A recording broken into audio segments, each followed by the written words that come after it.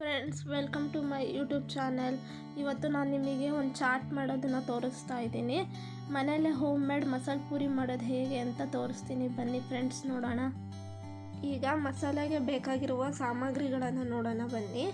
ಮೊದಲಿಗೆ ಕಾಳುಮೆಣಸು, ಮರಾಠಿ ಮೊಗ್ಗು, ಕಡಲೆ, ಶುಂಠಿ ಬೆಳ್ಳುಳ್ಳಿ ಪೇಸ್ಟು, ಹಸಿಮೆಣಸಿನ್ಕಾಯಿ, ಪುದೀನ ಸೊಪ್ಪು, ಕೊತ್ತಂಬರಿ ಸೊಪ್ಪು, ಚಕ್ಕೆ ಲವಂಗ, ಜೀರಿಗೆ, ಕೊಬ್ಬರಿ. ಈಗ ಎಲ್ಲದನ್ನು ಮಿಕ್ಸಿಗೆ ಹಾಕಿ ರುಬ್ಕೋಬೇಕು.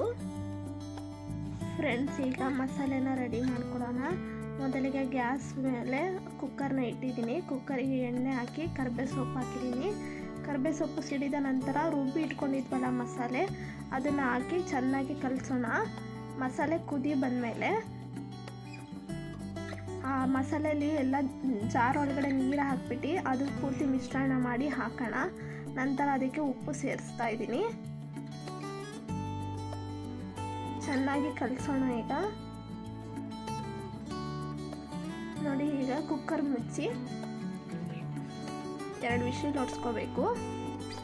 ನಂತರ ಇನ್ನೊಂದು ಕುಕ್ಕರಿಗೆ ರಾತ್ರಿ ನೆನೆಸಿಟ್ಕೊಂಡಿರೋಂಥ ಬಟಾಣಿ ಕಾಳು ಹಾಗೆ ಆಲೂಗಡ್ಡೆ ಹಾಕಿ ಬೇಯಿಸಿ ಕುಕ್ಕರಿಗೆ ವಿಷಲ್ ಹೊಡ್ಸ್ಕೊಂಡು ಇಟ್ಕೋಬೇಕು. ಒಂದು ಪ್ಲೇಟಲ್ಲಿ ರೆಡಿಮೇಡ್ ಪೂರಿನ ತೆಗೆದಿಟ್ಕೊಂಡಿದ್ದೀವಿ. ಈಗ ಗ್ಯಾಸ್ ಮೇಲೆ ಬಾಣಲಿ ಇಟ್ಟು ಎಣ್ಣೆ ಕಾಯಕ್ಕೆ ಇಡಬೇಕು. ಎಣ್ಣೆ ಚೆನ್ನಾಗಿ ಕಾದ ನಂತರ ಪೂರಿನ ಹಾಕಿ ಕರಿಬೇಕು. ಆ ಪೂರಿ ಸ್ವಲ್ಪ ದಪ್ಪಾಗಿ ಊದ್ಕೊಂಡಿರಬೇಕು. ಕರುಮ್ ಅನ್ನಬೇಕು ತಿಂದರೆ. ಆ ಥರ ಪೂರಿನ ಚೆನ್ನಾಗಿ ಹುರ್ಕೋಬೇಕು ನಾವು. ಅದೇ ಬಾಣಲಿಗೆ ಶೇಂಗಾ ಬೀಜ ಹಾಕಿ ಕರ್ಕೋಬೇಕು. ನಂತರ ಆಗಲೇ ಬೇಯಿಸಿಕೊಂಡಂತಹ ಆಲೂಗಡ್ಡೆ ಹಾಗೂ ಬಟಾಣಿ ಕಾಳನ್ನು ಒಂದು ಪ್ಲೇಟ್ನಲ್ಲಿ ಹಾಕಿ ಚೆನ್ನಾಗಿ ಸ್ಮ್ಯಾಶ್ ಮಾಡ್ಕೋಬೇಕು. ಮಸಾಲೆ ಪೂರಿನ ರೆಡಿ ಮಾಡ್ಕೊಂಡಾಯಿತು. ಈಗ ಅದ್ರ ಮೇಲೆ ಹಾಕೋಕ್ಕೆ ಈರುಳ್ಳಿ, ಟೊಮೊಟೊ, ಕೊತ್ತಂಬರಿ, ನಿಂಬೆಹಣ್ಣು, ಕ್ಯಾರೆಟು, ಸೇವ್, ಶೇಂಗಾ ಬೀಜ ಎಲ್ಲದನ್ನು ರೆಡಿ ಮಾಡ್ಕೊಂಡು ಇಟ್ಕೊಂಡಿದ್ದೀವಿ ಒಂದು ಪ್ಲೇಟಲ್ಲಿ.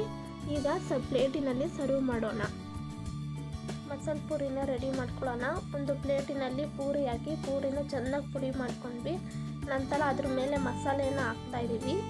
ನಂತರ ಅದಕ್ಕೆ ಬೇಯಿಸಿಟ್ಕೊಳ್ಳೋ ಬಟಾಣಿ ಕಾಳು ಹಾಗೆ ಆಲೂಗಡ್ಡೆನ ಹಾಕ್ತಾಯಿದ್ದೀವಿ. ನಂತರ ಈರುಳ್ಳಿ, ಟೊಮೊಟೊ, ಕೊತ್ತಂಬರಿ ಸೊಪ್ಪು ಹಾಗೆ ಶೇಂಗಾ ಬೀಜ ಹಾಗೆ ಲಾಸ್ಟಿಗೆ ನಿಂಬೆಹಣ್ಣು ಹಿಂಡ್ಕೊಂಡು ಸೇವನ್ನ ಹಾಕ್ಕೊತಿದ್ದೀವಿ.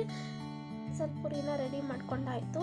ಟೇಸ್ಟ್ ಕೂಡ ತುಂಬ ಚೆನ್ನಾಗಿ ಬಂದಿತ್ತು. ನೀವು ಒಂದ್ಸಲ ಮನೇಲಿ ಟ್ರೈ ಮಾಡಿ ನೋಡಿ friends. Thank you. Bye bye.